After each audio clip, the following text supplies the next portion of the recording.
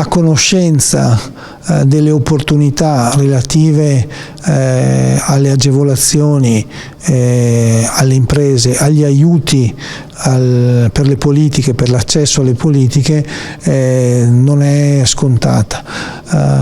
La conoscenza non è scontata, di conseguenza rileviamo innanzitutto una profonda utilità nel ricordare continuamente il contesto di servizi a favore dell'inserimento lavorativo delle persone con disabilità.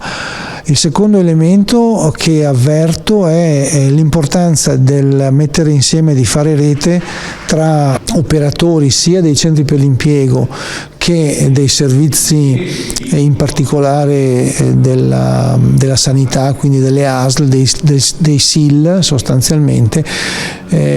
perché in questa fase storica, con il ritardo della messa a punto degli ambiti territoriali,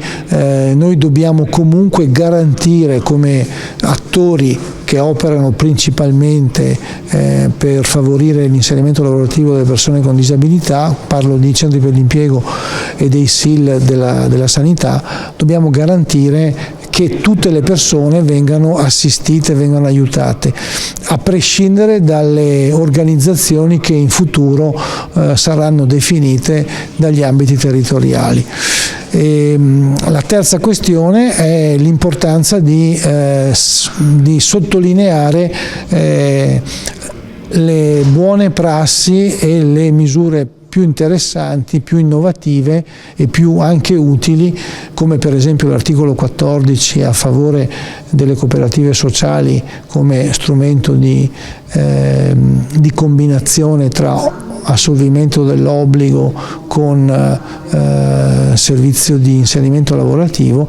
che in questo momento è una misura che può essere molto più allargata rispetto alla situazione attuale.